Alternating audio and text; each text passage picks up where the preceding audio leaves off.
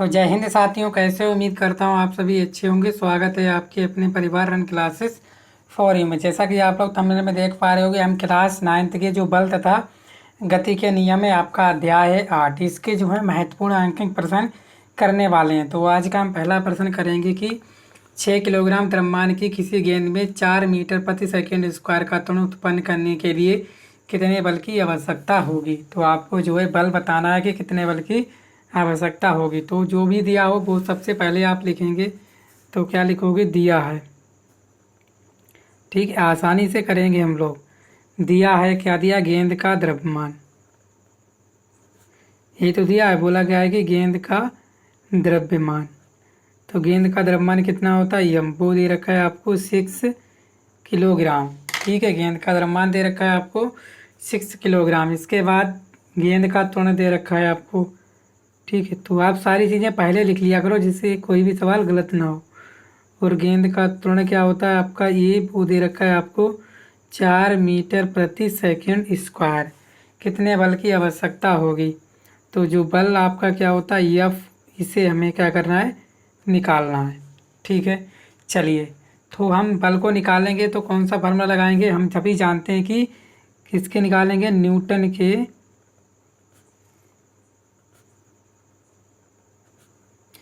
गति विषयक द्वितीय नियम से। क्या हो जाएगा? तो जो बल होता है एफ बराबर हो जाता है आपका यम ए। एफ क्या है? बल है। यम क्या है? द्रव्यमान है। ये क्या है? त्वरण है। तो सभी मान रखेंगे। तो एफ बराबर यम कितना है आपका? 6 और त्वरण कितना है आपका? 4। तो एफ बराबर हो जाएगा आपका 6 चौक कितने हो जाएंगे? 6 चौक आपके हो जाएंगे 24 न्यूटन। ठीक है, तो बल एफ कितना आ जाएगा? तो बल एफ आ जाएगा आपका 24 न्यूटन। बल का मतलब क्या होता है? न्यूटन। यही आपका राइट आंसर हो जाएगा।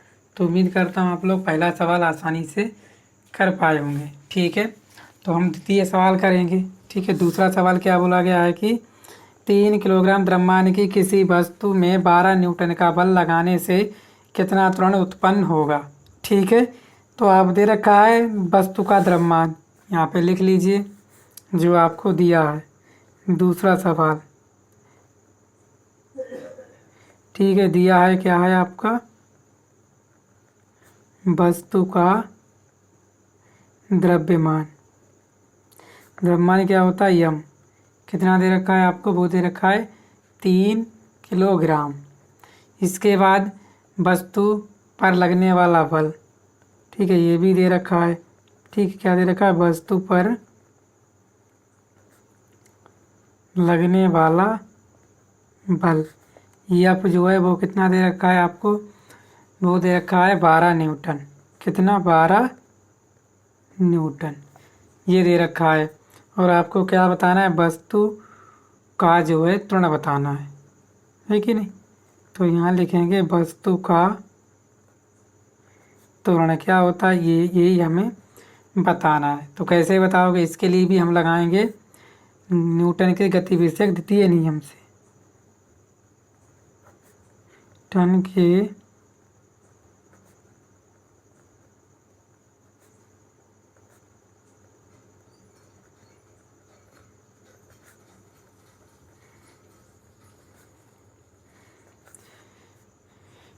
क्या होता है आपका? बल। बल जो एफ बराबर होता है यम गुणा ए। तो आपको बल दे रखा है कितना? 12। तो बल का मान रखेंगे 12। यम कितना दे रखा है आपको? 3। और त्वरण हमें निकालना है। या क्या हो सकता है आपका? 3a बराबर 12। हमने किसकी गुणा कर दी और ये बराबर क्या हो जाएगा आपका? 12/3। 3 चौक 12। तो ये बराबर आ गया 4 मीटर प्रति सेकेंड स्क्वायर। ये इसका राइट आंसर हो गया। ठीक है, तो उम्मीद करता हूँ आप लोग दूसरा सवाल आसानी से कर पाए होंगे। ठीक है, अब हम करेंगे तीसरा सवाल। तीसरा क्या बोला गया है कि 0.2 किलोग्राम के पिंड को 4 मीटर प्रति सेकंड स्क्वायर के त्वरण से त्वरित करने के लिए कितने बल की आवश्यकता होगी। तो इसमें भी हमें वही करना पड़ेगा। तो यहाँ पर भी लिखेंगे दिया है बल, ठीक है। 3 किलोग्राम पिंड को क्या दे रखा है, ये दे रखा है आपका वस्तु, या ऐसे लिख सकते हो पिंड का द्रव्यमान। द्रव्यमान यम कितना है आपका 0.02 kg। आगे त्वरण कितना है,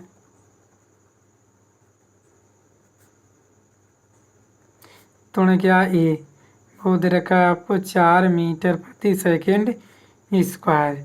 और कितने बल, बल क्या होता है आपका यफ, ये हमें निकालना है। फिर लगाएंगे एक ही सूत्र होता है, क्या लगाएंगे, न्यूटन के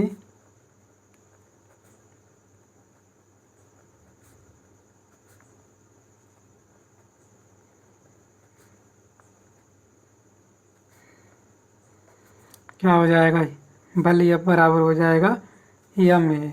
तो यफ बराबर यम कितना है आपका 0.2 और ये है आपका 4। तो यफ बराबर आ जाएगा 4 दूनी 8, एक के बाद पॉइंट है 0.8 न्यूटन। ये जो है इसका सही आंसर हो जाएगा। ठीक है, तीसरा सवाल भी आपने अच्छे से कर लिया है। ठीक है, अब चौथा सवाल जो है थोड़ा लंबा है पर अच्छा सवाल है। ठीक है ना, तो चलिए चौथा सवाल भी करते हैं। चौथा सवाल हो गया, किसी वस्तु पर कोई बल 2 सेकंड के लिए लगाने पर उसकी चाल 20 मीटर प्रति सेकंड स्क्वायर से 24 मीटर प्रति सेकंड हो जाती है। इस वस्तु पर बाद में यही बल 4 सेकंड के लिए लगाने पर इसकी चाल में कितना परिवर्तन होगा। ठीक है, ये चौथा सवाल है और बढ़िया सवाल है और लंबा सवाल भी है। तो आपको दिया है, क्या क्या दिया है ये हम लिखेंगे। ठीक है, तो आपको दे रखा है, आपके पास 2 पिंड हैं, ध्यान से दीजिएगा। ये आपके कितने पिंड हैं, 2 पिंड हैं। ये एक मान लीजिए ये है और ये एक मान लीजिए ये है। ठीक है ना, तो मान लीजिए ये पहला पिंड है, ये 1 नंबर का पिंड है, ये दूसरे नंबर का पिंड है। जब इस पर हम क्या लगाते हैं, इस पर बल हम लगाते हैं यफ। जब इस पर हम बल लगाते हैं यफ, तो इसका जो प्रारंभिक वेग यू है वो है आपका 20 मीटर प्रति सेकेंड। ठीक है, और 2 सेकेंड बाद ये यहाँ से यहाँ आ जाता है, कितने 2 सेकेंड बाद, तो ये यहाँ से यहाँ तक आ जाता है। तो जो बी हो जाता है वो हो जाता है आपका 24 मीटर प्रति सेकेंड, और ये जो हो जाता है वो हो जाता है 2 मीटर प्रति सेकेंड स्क्वायर। और समय जो है टी बराबर होता है 4 सेकेंड। ये सारी चीज़ें इसकी हो जाती हैं। ठीक है ना, तो यही तो बोला गया है, 2 सेकंड के लगाने पर उसकी चाल 20 मीटर से 24 मीटर पर सेकंड हो जाती है। इसी वस्तु पर बाद में यही बल 4 सेकंड के लिए लगाने पर इसकी चाल में कितना परिवर्तन होगा। यानी कि इसी वस्तु पर जो है आप क्या लगाओ, 4 सेकंड के लिए बल लगाओगे तब जो है कितना परिवर्तन होगा, ये हमें बताना है।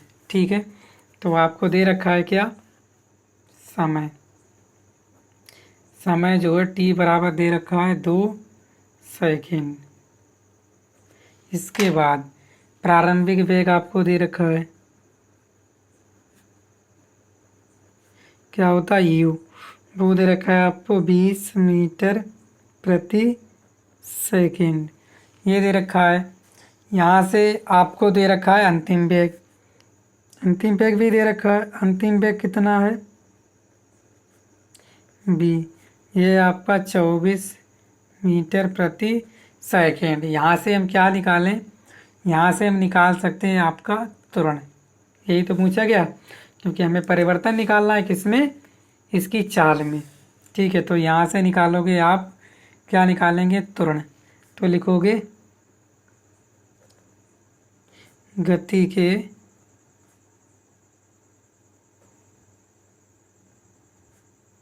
प्रथम समीकरण से b बराबर u प्लस ए टी।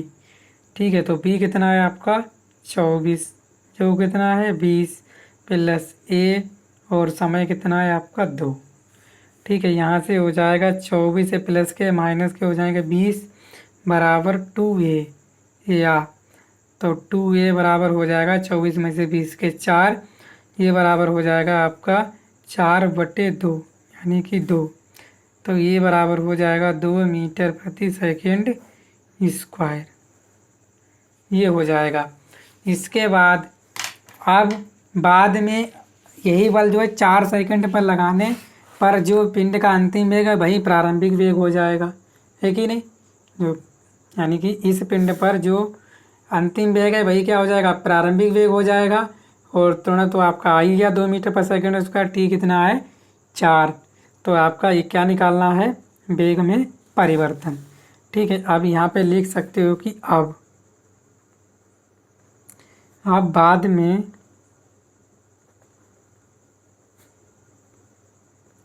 यही बल 4 सेकंड बाद लगाने पर जो पिंड का अंतिम वेग है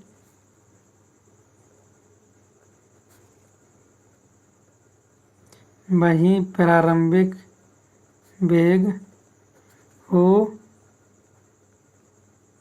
जाएगा। अर्थात जो b बराबर है 24 मीटर प्रति सेकंड वो क्या हो जाएगा आपका u, यानी u हो जाएगा आपका 24 मीटर प्रति सेकंड, ये हो जाएगा। अब t कितना है आपका, t तो दे रखा है 4 सेकंड, है कि नहीं। और अब ये दे रखा है आपको 2 मीटर प्रति सेकंड स्क्वायर। फिर गति का प्रथम समीकरण से, ठीक है, दोबारा से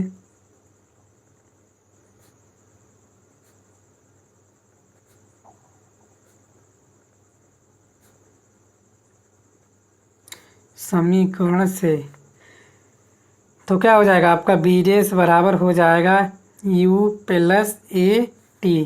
तो बी डैश बराबर u है आपका 24 प्लस a है 2, समय है 4।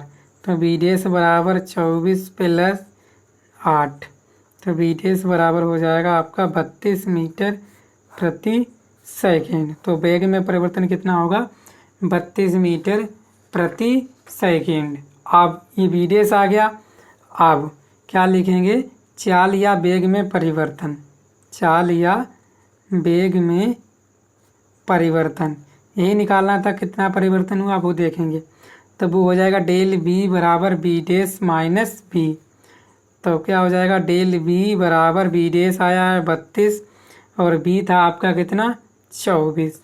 तो यहाँ से जो डेल बी आ जाएगा वो 32 में 24 के 8 मीटर प्रति सेकंड, ये आपका राइट आंसर हो जाएगा, है कि नहीं। तो उम्मीद करता हूँ आप लोग सवाल को समझ पाए होंगे। थोड़ा लेंथी था पर सवाल अच्छा था, इसीलिए मैंने आपको बता दिया। अगर इसकी PDF चाहिए तो लिंक जो है इसका मिल जाएगा, ठीक है, कमेंट बॉक्स में।